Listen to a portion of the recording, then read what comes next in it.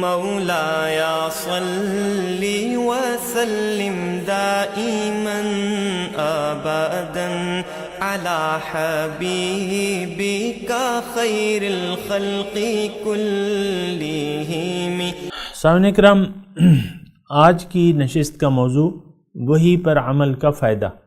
دیکھیں، جو اللہ تعالیٰ کی طرف سے وحی ہے، اس کی مثال جو ہے وہ ایک بارش کی سی ہے۔ جب تک انسان کا سینہ یہ وحی کی بارش سے تر نہ ہو جائے، اس سے اعمال صالحہ جو ہے وہ نہیں اگ سکتے۔ وحی کی ضرورت جو ہے ایک بارش کی سی ہے۔ ہماری روح جو ہے وہ پیاسی ہے، ہماری روح محتاج ہے رہنمائی کی۔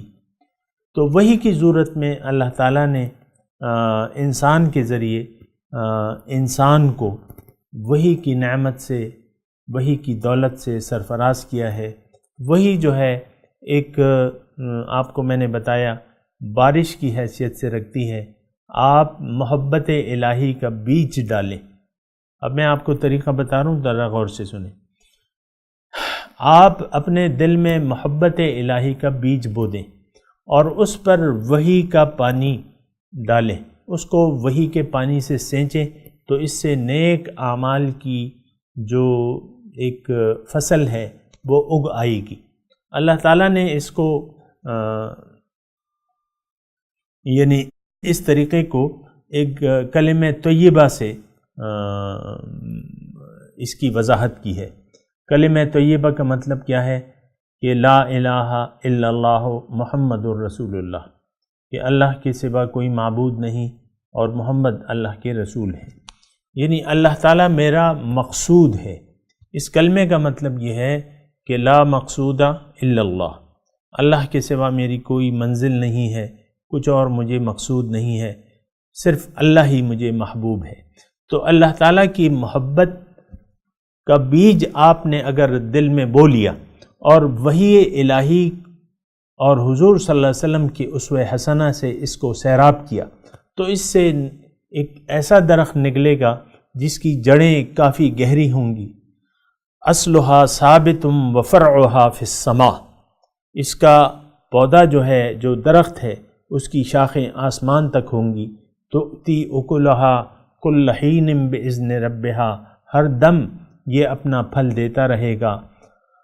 اور یہ اللہ تعالیٰ نے قرآن میں یہ مثال بیان کی ہے۔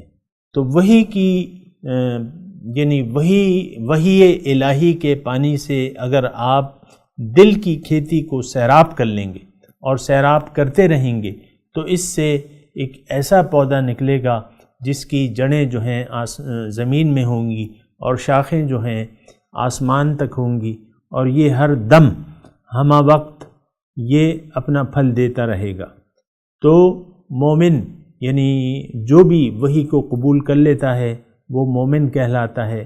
مومن جو ہے اللہ تعالیٰ کی مخلوق پر مہربان ہوتا ہے، اور یہ یعنی اپنی جو غذا ہے، جو پھل ہے، وہ اوروں کو بھی کھلانا چاہتا ہے، اور ہر دم اس کی جو پھل ہے وہ ہر کسی کے لیے جو بھی آئے اس کے درخت سے پھل لے لے اور کھا لے۔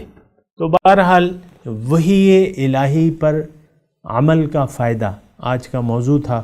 اگر آپ وحی الہی کے تقاضوں پر عمل کریں گے اور اس کے مطابق زندگی گزاریں گے، تو اللہ تعالیٰ آپ کو دنیا میں ایک اچھی زندگی عنایت فرمائے گا اور آپ کو آپ کے عروج تک پہنچا دے گا، اور آخرت میں اللہ تعالیٰ آپ سے راضی ہو جائے گا، آپ کے گناہوں کو اللہ تعالیٰ معاف کر دے گا، اور آپ کو اپنے جوار رحمت میں جگہ دے گا، اور آپ کو اپنی جنت میں اپنے فضل سے داخل کرے گا۔